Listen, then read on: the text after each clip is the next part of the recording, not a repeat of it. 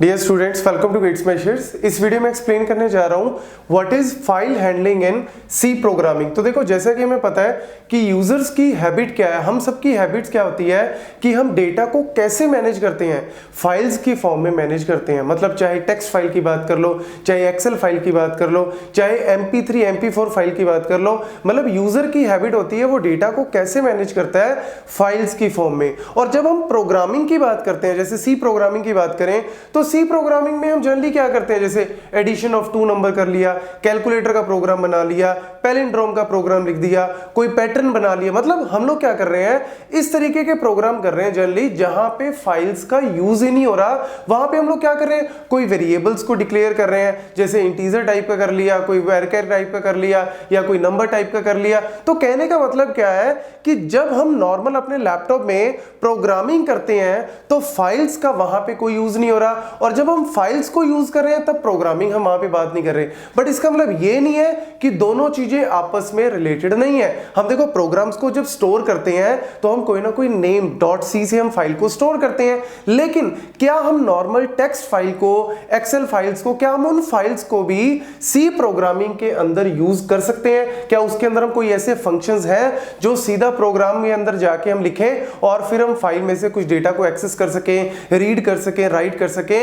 तो yes, file handling जो है वो अलाउड है सी प्रोग्रामिंग में। तो फाइल हैंडलिंग सिंपली क्या है कि यूजर्स डेटा को मैनेज करते हैं फाइल्स की फॉर्म में, और हम उन्हीं फाइल्स को सी प्रोग्रामिंग के थ्रू क्या कर सकते हैं, यूज कर सकते हैं। तो चलिए स्टार्ट करते हैं। पहले देखो, a file represent a sequence of bytes on the disk where a group of related data is stored. अब देखो, फाइल क्या है, file is a sequence of bytes है, ठीक है ना। जब ऑब्वियसली इसमें मैं पहले ही बता चुका हूं, चाहे टेक्स्ट फाइल की बात करो, डॉक फाइल की बात कर लो, तो ग्रुप ऑफ डेटा उसमें स्टोर्ड है। और जनरली वो डेटा क्या होता है, रिलेटेड डेटा होता है। मतलब वो डेटा जो एक तरह से रिलेटेड हो एक दूसरे से, उसको हम क्या रखते हैं, फाइल के अंदर रखते हैं। अब जो इंपॉर्टेंट चीज है वो क्या है, डिस्क। यहां पे हमने क्या बोला, ऑन द डिस्क, मतलब हम क्या यूज कर रहे हैं, परमानेंट स्टोरेज डिवाइस को यूज कर रहे हैं। चाहे वो हार्ड डिस्क की बात कर लो, आजकल SSD जो है वो बहुत फेमस है, तो उनकी बात कर लो, जहां पे हम डेटा को परमानेंट स्टोर कर रहे हैं। मतलब सिस्टम को बंद कर दिया,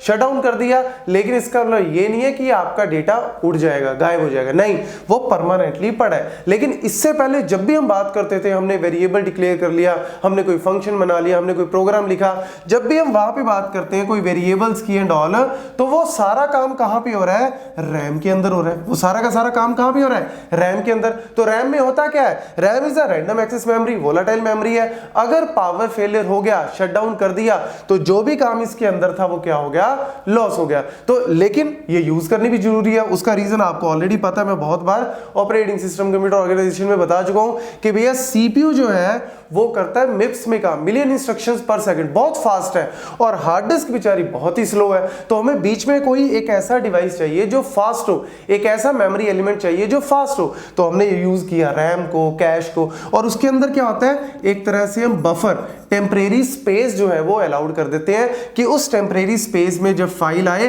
तो वहां पे आके रुक जाए, और उसमें हम जो भी ऑपरेशन, अर्थमेटिक ऑपरेशन, ये जो भी करना है, लॉजिकल ऑपरेशन, वो हम कर सके। तो ये सिंपल सी कहानी है। तो इसीलिए जब भी हम फाइल्स की बात करते हैं तो फाइल्स कहां पे पड़ी है, डिस्क के अंदर, लेकिन जब उसके ऊपर काम करना है तो हम उन फाइल्स को लेके आते हैं रैम के अंदर, ठीक है। अब फाइल्स भी यहां पे दो तरीके से होती हैं। एक हम बात करते हैं टेक्स्ट फाइल्स या नॉर्मल यूजर्स फाइल की, जो टेक्स्ट फाइल भी हो सकती है, डॉक फाइल भी हो सकती है, MP3 MP4 लाइक दिस। और एक होती है बाइनरी फाइल्स, जैसे .dll होगी, .bin फाइल्स होगी, जिसमें 0 और 1 की फॉर्म में डेटा स्टोर होता है। तो जनरली हम, आपने देखा होगा नॉर्मल लाइफ में आप बाइनरी फाइल्स को यूज नहीं करते। वो ठीक है, बैकएंड पे प्रोग्राम फाइल्स में या उसमें यूज होती हैं, लेकिन हम लोग जो है जनरली काम करते हैं अपनी यूजर डिफाइंड, जिसमें हम डॉक फाइल, टेक्स्ट फाइल के ऊपर वर्क करते हैं। लेकिन आप दोनों के ऊपर ही काम कर सकते हो। फाइल हैंडलिंग में ऐसा नहीं है कि functions are only for the text और user files only, no, functions are for the binary files also, ठीक है। लेकिन हम लोग जो है वो मेनली फोकस करते हैं text. Then various operations are done. अब देखो, फाइल के अंदर कौन कौन सी ऑपरेशंस कर सकते हो। देखो, ये जो फाइल सिस्टम का कॉन्सेप्ट आया था, ये DBMS से पहले का कॉन्सेप्ट है, डेटाबेस डिवाइस मैनेजमेंट सिस्टम से पहले का कॉन्सेप्ट है। और सी प्रोग्रामिंग जब आई थी, सी प्रोग्रामिंग का कॉन्सेप्ट जब आया था, तब डीबीएमएस का कॉन्सेप्ट इतना फेमस वहां पे नहीं था। तो उस टाइम पे प्योर फाइल्स और फाइल सिस्टम को यूज किया जाता था, तो इसीलिए ये फीचर जो है वो इतना इंपॉर्टेंट बन जाता है। ठीक है, इवन आज भी हम लोग अपने सिस्टम में डेटा को फाइल्स की फॉर्म में स्टोर करते हैं, चाहे आप एनटीएफएस, एनएफएस फाइल सिस्टम को यूज करो, हम जनरली फाइल्स की फॉर्म में ही डेटा को मैनेज करते हैं। तो इसीलिए आपके इंटरव्यूज में, कॉम्पिटिटिव एग्जाम में काफी क्वेश्चन जो है वो जनरली इंटरव्यूज में काफी पूछा जाता है, तो आपको पता होना चाहिए। इजी है, देखो क्रिएटिंग अ फाइल, फाइल को क्रिएट करना, ठीक है, फाइल अगर नहीं बनी हुई तो उसको क्रिएट करना। जैसे हम यूज करते हैं एफ ओपन को यूज करके हम फाइल्स को क्रिएट कर सकते हैं, ओपन कर सकते हैं फाइल्स। अगर ऑलरेडी फाइल्स है तो उसका पाथ देके या उसका नेम देकर हम लोग जो है वो फाइल को ओपन कर सकते हैं। ओपन का मतलब क्या बना, वही कि फाइल जो पड़ी है वो डिस्क में कोई फाइल थी F1 नाम से, उसको ओपन किया, मतलब वो कहां पे आ गई, रैम में आ गई। ठीक है, मतलब बफर में आ गई। अब बफर में आने के बाद आप उसके अंदर कौन कौन से ऑपरेशन कर रहे हो, जैसे आप कर रहे हो रीड करना, सिर्फ पढ़ना उसको, ठीक है, या फिर राइट, उसमें कुछ अपडेट करना, ठीक है, मतलब कोई ओवरराइट करना चीज को, या फिर हम करते हैं उसमें अपेंड का मतलब क्या होता है, जैसे फाइल में ऑलरेडी कंटेंट है, ऑलरेडी लिखा हुआ है, आप उसके नीचे कुछ और ऐड ऑन करना चाहते हो, add at the end, that is append. और ओवरराइट का मतलब फाइल में ऑलरेडी कुछ लिखा हुआ है, उसी के ऊपर आप उसको कट करके दोबारा से कुछ लिख रहे हो, ओवरराइट कर रहे हो, that is writing. Then moving to a specific location, अब फाइल के अंदर बहुत सारा कंटेंट लिखा हुआ है, ठीक है,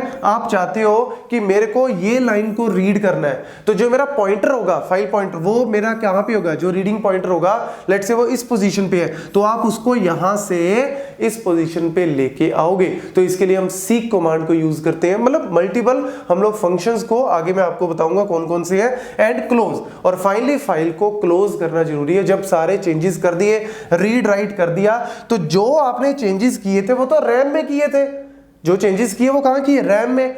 डिस्क में तो अभी वो चेंजेस आए ही नहीं।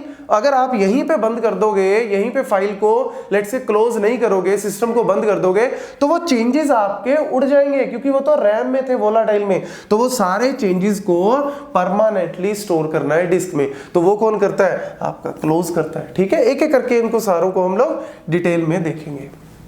देन ये कुछ ऑपरेशंस जो है, कुछ फंक्शंस जो है वो आपको पता होनी चाहिए, जैसे एफ ओपन, जैसे कि मैंने पहले बताया, use to open an existing file, अगर नहीं है तो न्यू फाइल क्रिएट कर देगा, जो भी नाम आप दोगे। Then writing data on to the available file, जैसे एफ प्रिंट। अब प्रिंट एफ हम लोग यूज करते हैं ना, वो आउटपुट डिवाइस जो भी है हमारा मॉनिटर, जैसे स्टैंडर्ड आउटपुट डिवाइस है, उस पर टाइप कर देता है, उस पर लिख देता है, आप उसको रीड कर सकते हो। लेकिन अगर आप फाइल के अंदर कुछ प्रिंट करवाना चाहते हो तो एफ प्रिंट एफ यहां पे यूज होता है। Reading the data available in the file, मतलब एफ स्कैन एफ, आपने फाइल से कुछ स्कैन करना है, फाइल से कुछ रीड करना है, जैसे यूजर स्कैन एफ यूज करता है, फाइल से अगर कुछ स्कैन करना है, रीड करना है, तो इसके लिए। देन एफ पुट सी का मतलब क्या है, writing any character into the program file. यहां पे हम लोग क्या कर रहे हैं, प्रिंट एफ में हम लोग कर रहे हैं पूरी स्ट्रीम ऑफ डेटा, मतलब एक नहीं, स्ट्रिंग को पूरे को अगर राइट करना है, लेकिन अगर मुझे सिर्फ एक कैरेक्टर को लिखना है तो उसके लिए एफ पुट सी। ऐसे एक कैरेक्टर को अगर सिर्फ रीड करना है, यहाँ पे पूरी स्ट्रिंग को रीड कर रहे हैं, एक कैरेक्टर को, तो गेट सी हो गया। देन एफ क्लोज, ऑलरेडी आपको बता चुका हूं कि फाइल को क्लोज करना, और फाइल को क्लोज करने का मतलब है फाइल को क्लोज किया और जो बफर्स में जो भी डेटा था उसको फ्लश कर दिया और वो डेटा को परमानेंटली डिस्क में स्टोर कर दिया, क्योंकि वो बफर्स तो रैम में है, हम चाहते हैं कि उन बफर्स को फर्दर कोई और प्रोग्राम भी यूज कर सके, तो बफर्स को फ्लश करना जरूरी है बीच में। देन एफ सी का पर्पस क्या है, जैसे फाइल का, आप कोई फाइल है उसके अंदर आप चाहते हो कि पॉइंटर को यहां से यहां मूव करना है, एंड पे मूव करना है, बीच में कहीं पे मूव करना है, तो फाइल पॉइंटर को मूव करने के लिए हम लोग जो है वो यूज करते हैं एफ सी को। Then put W and get W, ये हो जाते हैं हमारे इंटीजर्स के लिए। अगर मुझे राइट करना कोई इंटीजर वैल्यू या रीड करनी है कोई इंटीजर वैल्यू, तो उसके लिए ये एक तरह से इसके वेरिएशंस है फर्दर, ठीक, तो डब्ल्यू आ गया। देन एफटेल क्या है, बेसिकली एफटेल बताता है कि जैसे वो क्या करता है, फाइल थी, फाइल में बहुत सारा कंटेंट लिखा हुआ है, तो वो पहले पॉइंट से लेके पूरी फाइल को एक तरह से रीड करके लास्ट तक आ जाएगा, फाइल पॉइंटर जो है वो लास्ट पे पहुंच जाएगा और ये पूरे साइज को कैलकुलेट करता है कि कितने नंबर ऑफ बाइट्स हैं। जैसे एक कैरेक्टर को अगर मैं 1 बाइट मान लूं तो सारे कैरेक्टर्स को टोटल करके उसका साइज ऑफ द फाइल जो है वो बता देता है। देन रिवाइंड, रिवाइंड क्या है? Set the file pointer at the beginning of the stream, मतलब आप किसी फाइल के कंटेंट को बार बार यूज कर रहे हो। रिवाइंड का मतलब क्या होता है? जैसे हम सॉन्ग वगैरह सुनते हैं तो हमने बीच में दोबारा फिर उसको शुरू से सुना दिया, दोबारा फिर से चला दिया, तो क्या होता है आपको एक तरह से पॉइंटर को बार बार बिगिनिंग पे लेके आना है ताकि आप उसको बार बार यूज कर सको, तो हम लोग रिवाइंड को यूज करते हैं। बाकी इनके बारे में जैसे एफ ओपन बहुत ज्यादा इंपॉर्टेंट है, इसके अलावा आपका यहाँ पे एफ क्लोज बहुत ज्यादा इंपॉर्टेंट है, एफ सीक इंपॉर्टेंट है। मैं आपको सारे एक एक करके जो है वो फर्दर एक्सप्लेन करूंगा। Thank you.